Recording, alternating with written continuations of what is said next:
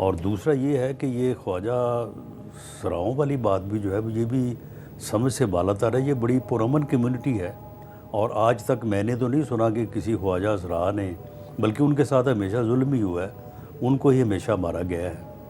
تو اگر نوبت اب خواجہ سراؤں تک آ گئی ہے تو میرا خیال ہے کہ پھر ان کو صلح کر لینی چاہیے اور یہ بات جو ہے نا یہ بیٹھ کے طے کرنی چاہیے. پاکستان کی سیاست دن بدن زوال کا شکار ہوتی جا رہی ہے، اور اب صورتحال یہ ہے کہ ہمارے جو سیاستدان ہیں ان پر خواجہ سرا حملہ کر رہے ہیں، اور یہ سمجھ نہیں آ رہی کہ یہ خواجہ سرا جو ہیں یہ صحیح تھے یا غلط تھے، اصلی تھے یا نقلی تھے، اور ان کو کس نے بھیجا اور ان کا مقصد کیا تھا.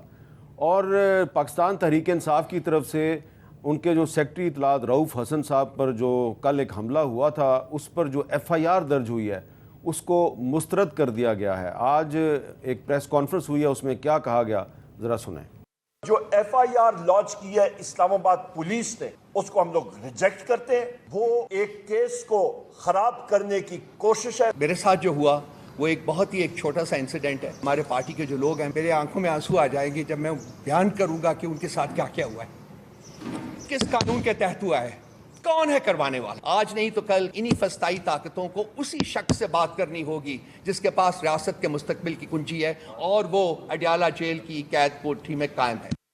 اور آج جو سینٹ کا اجلاس تھا اس پورے اجلاس میں جو وزیر قانون تھے اعظم نذیر تارڑ صاحب، ان کی گفتگو کے بعد جو بحث ہے وہ یہ ہو رہی تھی کہ جج صحیح ہیں یا غلط ہے. تو ایک سوال پیدا ہوتا ہے کہ کیا ہم پاکستان کے آئین اور جو سینٹ آف پاکستان کے رولز ہیں اس کے مطابق ججوں کے کنڈکٹ پر بات چیت کر سکتے ہیں یا نہیں کر سکتے. تو سیاست اور جو قانون ہے وہ ایک دوسرے کے ساتھ گڈ مڈ ہو رہا ہے. اس لیے ہم نے دعوت دی ہے جناب رانا ثناء اللہ صاحب کو، جو وزیر اعظم کے مشیر ہیں، برائے سیاسی امور اور بین الصوبائی رابطہ کی جو وزارت ہے اس کے انچارج بھی ہیں. جناب سینیٹر اون عباس بھپی صاحب پاکستان تحریک انصاف کے رہنما ہیں. تو رانا ثناء اللہ صاحب، جو تحریک انصاف ہے وہ کہہ رہی ہے جی رؤوف حسن صاحب پر جو حملہ ہوا ہے اس کی ایف آئی آر کو ہم مسترد کرتے ہیں، آپ جوڈیشل کمیشن بنائیں. تو کیا وجہ ہے کہ ایک پارٹی کا سیکرٹری اطلاعات جو ہے وہ اسلام آباد میں زخمی ہوا ہے، وہ پارٹی جو ہے ایف آئی آر سے مطمئن نہیں ہے؟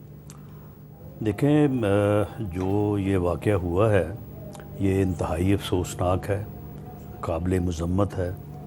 میں اس کی بھرپور مذمت کرتا ہوں. رؤوف حسن صاحب بڑے نفیس آدمی ہیں اور وہ ایک سیاسی ورکر ہیں. ایسا واقعہ ان کے خلاف نہیں ہونا چاہیے تھا.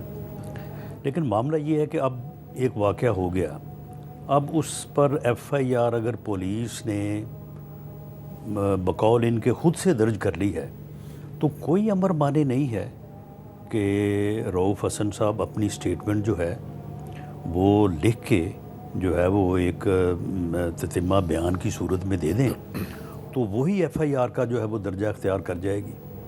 تو اب صرف اس کے اوپر پریس کانفرنس کرنا، نہ کسی کو نامزد کرنا اور نہ کسی کے خلاف مدعی بننا اور بات اس طرح سے گھمانا کہ اس کے جو ہے وہ اشارے کنائے جو ہے وہ کہیں کے کہیں جاتے ہوں، تو یہ میں سمجھتا ہوں کہ مناسب نہیں ہے.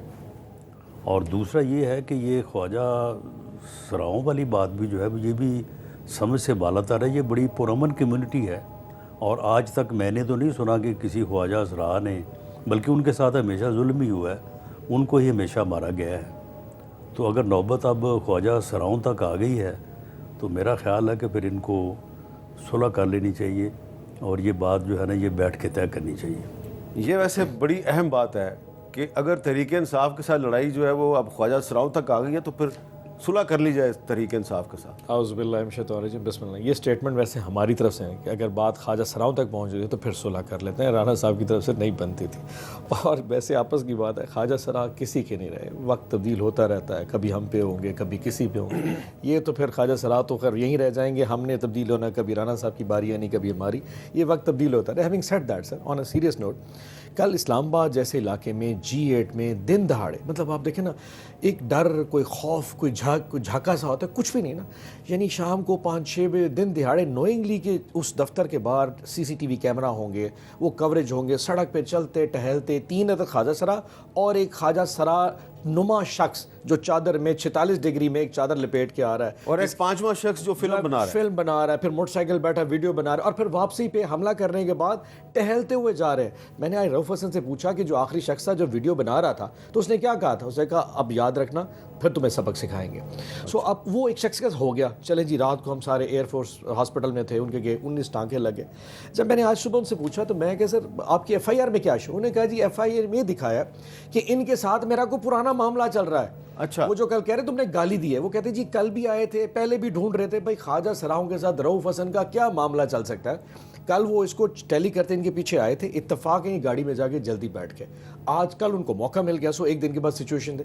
ہمارا پوائنٹ آج ہم نے سینٹ میں یہی کہا، اور میں نے ان کو تارڑ صاحب کو کہا، میں کہ جی آپ CCTV فوٹیج تو نکال کے دکھا دیں، وہ واپسی پہ کہاں گئے، کون سی گاڑی پہ آئے تھے، کچھ تو بتا دیں.